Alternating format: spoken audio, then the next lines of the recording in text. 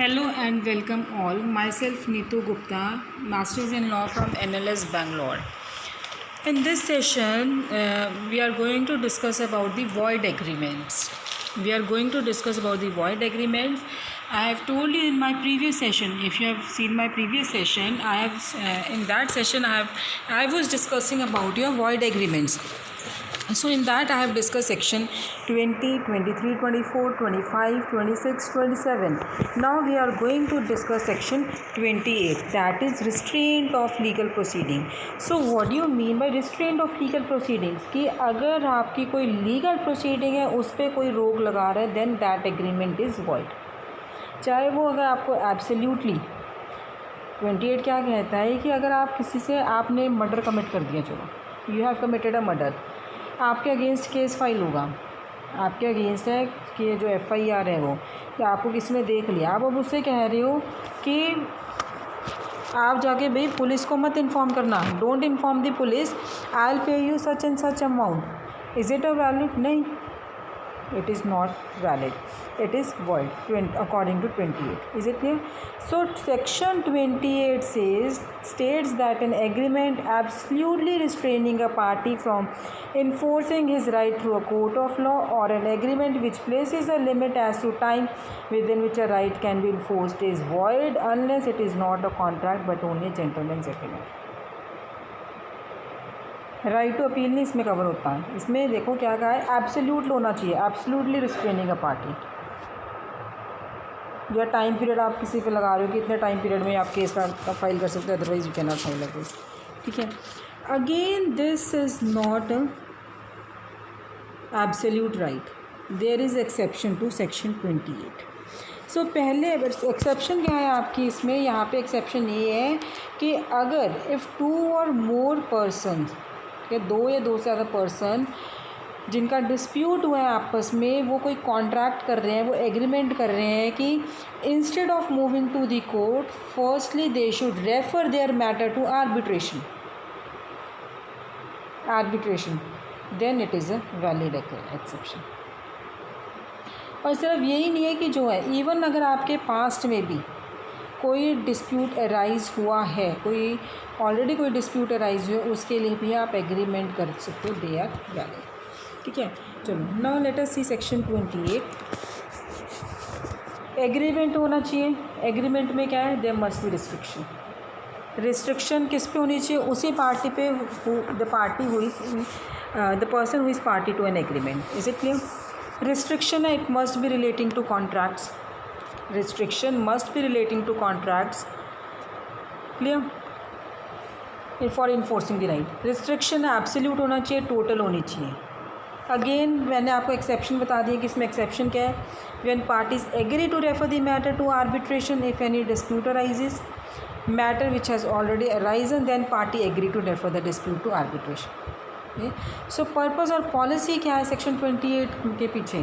Purpose and policy behind exception of 28 is that denial of justice to the affecting party is not there.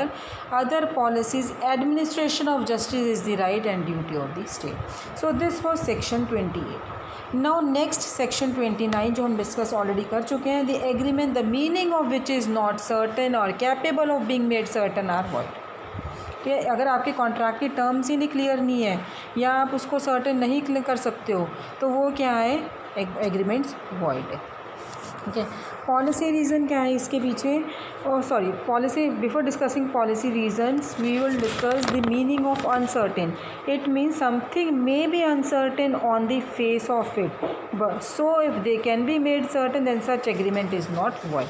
Now policy reason क्या है? Once the terms are not clear and definite, अगर आपकी जो terms और clear नहीं है, definite नहीं है, courts enforce such agreement, then there will be conjunctions or guess on the part of court. So if court enforces such agreement on the basis of guess and conjunction, then one party may get injustice, or sometimes injustice will be done to both the parties. Now next policy reason क्या है कि जो court की job है in the matter of contractual remedy, it is to enforce the commitment made by the parties and not to negotiate a commitment or ascertain or it, because then the court Is it clear? Now last section, that is section 30, wagering agreements. Wagering agreements आपका, what do you mean by the wagering agreement? जो to know the meaning of wager, we have to resort either to explanations or observations by judges. क्योंकि Vaser है आपका कहीं भी define नहीं किया गया है, वेजर कहीं भी डिफ़ाइन नहीं किया गया कॉन्ट्रैक्ट एक्ट में, तो जो ऑब्जर्वेशन जजेस ने या ज्यूरिस्ट ने है उसके मीनिंग से हमें पता लगेगा what is wager. Anson, jurist है Anson, he explains the concept of wager. He explains the concept of wager where he says wager is one where the subject matter of the contract is purely uncertain. कि subject matter of the contract is purely uncertain means कि अगर जो आपका agreement है, आप किसी से बेट लगा रहे हो कि बारिश होगी, कल बारिश होगी, दूसरा बंदा नहीं बारिश नहीं होगी, कोई ऐसा नहीं है कि बारिश वाला वेदर ही नहीं है, तो ये क्या अनसर्टेन है कि बारिश होगी या नहीं होगी. So now even in the famous case which we have already discussed, Carlyle versus Carbolic Smoke Bowl Company. In this case, Justice Hawkins, he has explained the concept of wager. He observed in this case that to constitute wager को constitute करने के लिए उन्होंने कुछ conditions बताई हैं और वो conditions present होनी चाहिए. फर्स्ट कंडीशन क्या बताई है जस्टिस ने, ही टोल्ड कि subject matter of the agreement must be uncertain. Event uncertain होना चाहिए, फ्यूचर इवेंट होना चाहिए क्योंकि फ्यूचर ही हमेशा अनसर्टेन होता है.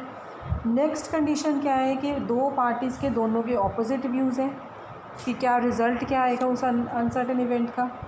थर्ड कि जो then it should be agreed that if event takes one shape the first party would pay to the second. यही बेट होता है कि एक पार्टी दूसरी को पे करेगी या what ever certain amount of money और सम स्टेक, और अगर दूसरी तरफ है तो सेकेंड पार्टी फर्स्ट पार्टी को पे करेगी. देन फोर्थ कंडीशन उन्होंने बताई कि essence of wager is that दोनों पार्टीज़ के पास चांस होता है विनिंग और लूजिंग का. ये ऐसा नहीं है कि सिर्फ पार्टीज विन कर सकती हैं, लूज़ नहीं करेंगे, या लूज़ कर सकते हैं विन नहीं करेंगे. Neither, next condition, neither party should be personally interested. उनका खुद का पर्सनल इंटरेस्ट नहीं है, बारिश आ रही है नहीं आ रही है, क्या है किसी मैच में आप लगा रहे हो बेट लगा रहे हो, तो कोई ऐसा नहीं है, ठीक है, कि उनका कोई खुद का इंटरेस्ट कुछ नहीं है. नेक्स्ट, पार्टी के हाथ में नहीं होता कि वो ऑल्टर कर सके पोजीशन की, जो रिज़ल्ट आएगा उसका कर सके, ऐसा नहीं है. क्या आपके हाथ में बारिश आना या ना आना, अपनी पर्सनल स्किल नॉलेज जजमेंट से आप नहीं ऑल्टर कर सकते उसको. लास्ट कंडीशन क्या है जो कि जस्टिस हॉकिंस ने बताई थी, loss of one party is the gain of other but stakes need not be equal. Is it clear? So ये उन्होंने बताया था हमारा जस्टिस हॉकिंस ने Carlill versus Carbolic smoke ball company में. Now this is what our section 30 says, यही कहते हैं. Now question comes insurance contracts, whether insurance contract is valid.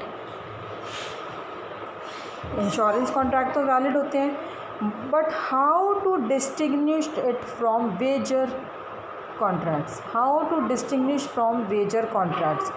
Insurance contract क्यों वैलिड होते हैं, बिकॉज यहाँ पे पार्टी पर्सनली इंटरेस्टेड होती है, ठीक है, party is personally interested. And in wager contracts जो पार्टीज़ हैं वो पर्सनली इंटरेस्टेड नहीं होती हैं, पार्टीज़ हैं they are not personally interested. So if parties are not interested in insurance policy then it is valid. Cricket matches हैं, क्या ये है आपके इन्फोर्स, जहाँ पे आप बेट लगाते हो तो is it enforceable? No, they are not valid. Lottery है, ये दिवाली बम्पर निकाल दिया, लोहड़ी बम्पर निकाल दिया, इस तरह की लॉटरीज आती हैं. तो whether it is a wager contract, whether it जो लॉटरी सिस्टम है आपका ये वेजर कॉन्ट्रैक्ट है या नहीं है, whether they are wager contract. और क्या मनी, अगर आपकी लॉटरी आ गई है तो can money be claimed in court? Originally क्या था कि जो लॉटरी है was considered to be a wager. Lottery was considered to be wager, but when state government is also involved, then court changed its decision and said the lottery contracts will not cover under section 13. So it is not wager. It is not wager. ठीक है, पहले originally lottery को क्या consider किया गया था, Vaser है. But जब स्टेट गवर्नमेंट इन्वॉल्व हुई द कोर्ट ने अपनी डिसीजंस चेंज कर दिया and said lottery contracts will not cover under section 30, so it is not a wager. लेकिन रिसेंटली इलाहाबाद हाई कोर्ट ने क्या हेल्ड किया है कि लॉटरी कॉन्ट्रैक्ट्स है वो वेजर नहीं है because it does not fulfil all the condition of wager agreement and involvement of state government is not a reason. Clear? But again it is not an absolute rule under section 30. There is an exception to section 30, that is horse racing. It is treated, horse racing है, इसको sport treat किया जाता है. So to encourage sport it should be exempted from the operation of section 30. So अगर आप देखोगे even there is an exception. Look at your Barrett section 30, exception in favor of certain prizes for horse racing. Nothing in this section shall be deemed to legalize any transaction connected with horse racing to which the provision of section 294 of Indian Penal Code applies. तो जो 294 में apply है section 294A का, वो नहीं affect होगा इससे. Horse racing को लीगल कर दिया, बैटिंग को लीगल कर दिया, बट यहाँ पे जो 294A में वो नहीं होगा. Is it clear? जो लॉटरी है ना, आपका lottery it is an arrangement for distribution of chance among the persons purchasing tickets. तो जो मोटिव है पार्टिसिपेंट का, the dominant motive of participant need not be gambling. Gambling नहीं होना चाहिए. Where a wagering transaction amounts to lottery it is as per section 294A of IPC. Clear? वे जहाँ पे गवर्नमेंट ऑफ इंडिया ने क्या सेंशन किया, court held that permission by the government will not have the effect of overriding section 30 of Indian contract act and make such a lottery legal. It only affects that the person responsible for learning the lottery not to be punishable under IPC. So this was the topic of void agreement and we have done with this topic. Is it clear? Thank you.